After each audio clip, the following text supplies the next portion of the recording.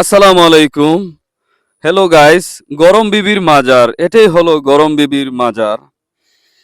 চট্টগ্রাম শহরে অবস্থিত ১২ আউলিয়ার পুণ্যভূমি এই চট্টগ্রাম নগরীতে বাংলার ঐতিহ্যবাহী বিখ্যাত সুফি সাধকরা ঘুমিয়ে আছেন, শায়িত আছেন।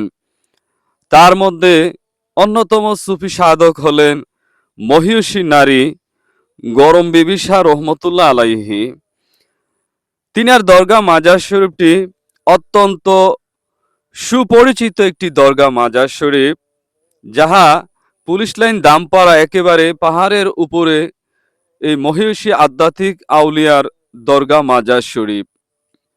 এই মাজার শরীফ জিয়ারত করতে আসলে আপনি প্রথমত এই সিঁড়ি বহন করেই কিন্তু আল্লাহর অলির দরগা মাজার শরীফে উঠতে হয়।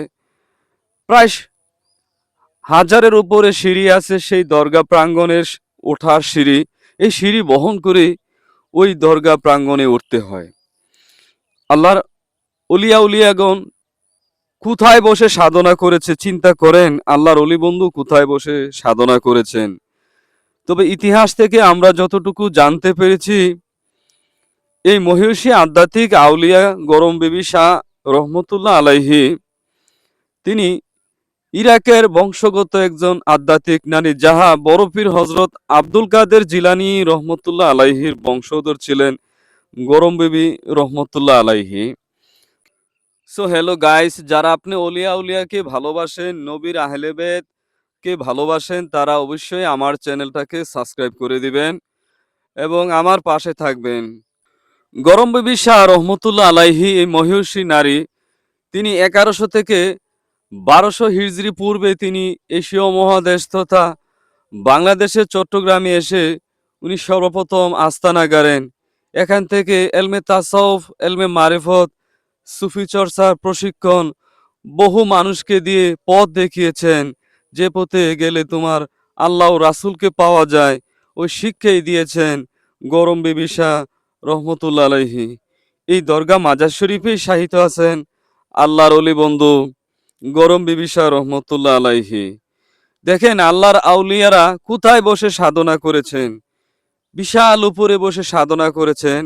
আমাদের প্রিয় নবী হযরত রাসূল পাক সাল্লাল্লাহু আলাইহি সাল্লাম দীর্ঘ 15 বছর 3 মাস 13 দিন হেরা গুহা জাবালে নূর পর্বতে ধ্যান সাধনা করে আল্লাহর পক্ষ থেকে ঐশ্বরিক অর্থাৎ নবুয়তের দায়িত্ব লাভ করেছেন। সেম বেলায়েতের যুগে যদি আমি আল্লাহর অলিদের ক্ষেত্রে বলি, এই গরম বিবি রহমতুল্লাহ আলাইহি এই পাহাড়ে বসে তিনারা সাধনা মোরাকাবা করে আল্লাহর পক্ষ থেকে বেলায়েতের দায়িত্ব লাভ করেছেন, আধ্যাত্মিক কামালিয়াত লাভ করেছেন এই মহিষী নারী। আমরা সিঁড়ি বেয়ে খানিকটা উপরে ওঠার পরে ক্লান্ত হয়ে গেছি। আসলে বাস্তবে এই প্রথম গরম বিবি শাহ রহমতুল্লাহ আলাইহির মাজার শরীফে গিয়েছি। আমার সাথে আরেকটা লোক ছিল।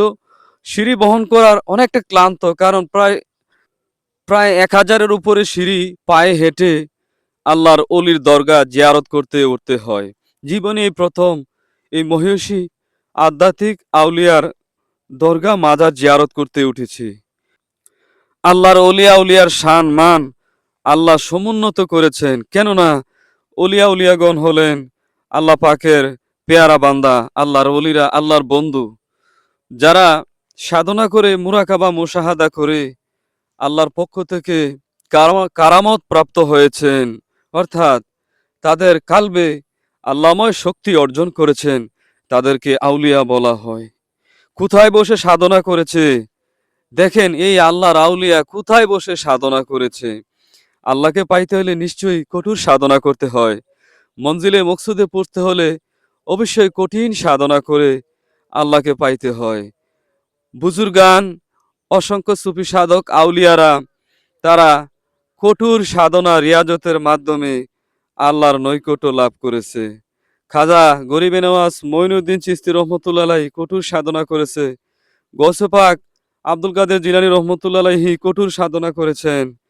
বাবা শাহজালাল ইয়েমেনি রহমতুল্লাহ আলাইহি কঠোর সাধনা করেছেন। চট্টগ্রামের জমিনে শাহ আমানত মহসন আউলিয়া বাইজিদ বোস্তামি, এই আধ্যাত্মিক সুফিরা বহু সাধনা করে কষ্ট করে বেলায়েতের দায়িত্ব লাভ করেছেন, আল্লাহর পক্ষ থেকে বেলায়েত পেয়েছেন। নবুয়তের যুগে নবী রাসূলগণ আল্লাহর পক্ষ থেকে নবুয়তের দায়িত্ব পায়। বেলায়েতের যুগে সুফি সাধক আউলিয়ারা বেলায়েতের দায়িত্ব পায়। কেননা উনাদের ভিতরে যদি আধ্যাত্মিক বা অলৌকিক কারামত না থাকে, তাহলে ওনাদের কাছে মানুষ যাইবে না। আর ওনাদের কাছে গেলে আত্মাতে পরম একটা শান্তি অনুভব করা হয়। তবে এখানে আরেকটা মাজার আছে, ওনার পাশে এই আল্লাহর অলির পাশে আরেকটা দরগা মাজার শরীফ আছে, যিনি গিয়াসউদ্দিন বুগদাদি রহমতুল্লাহ আলাইহি। ওনার পাশে আছেন গিয়াসউদ্দিন বুগদাদি রহমতুল্লাহ আলাইহি। তিনিও সম্ভবত 1100 থেকে 1200 বছর পূর্বে চট্টগ্রামে এসে আস্তানা গাড়েন এই পাহাড়ের উপরে। তবে প্রাসাদ বাড়িগুলা দেখার পরে অনুভব আপনাদের হবে গিয়াসউদ্দিন বগদাদি রহমতুল্লাহ আলাইহি এবং গরম বিবি শাহ রহমতুল্লাহ আলাইহি তানারা কতশো বছর আগে এই পাহাড়ের উপরে সাধনা করে আল্লাহর পক্ষ থেকে বেলায়েত লাভ করেছেন।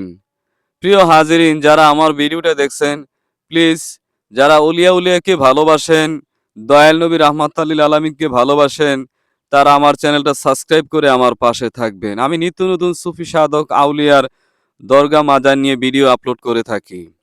কোরআন হাদিস থেকে আমরা জানতে পেরেছি মহিলাদের ভিতরেও অসংখ্য সুফি সাধক আউলিয়া আছে।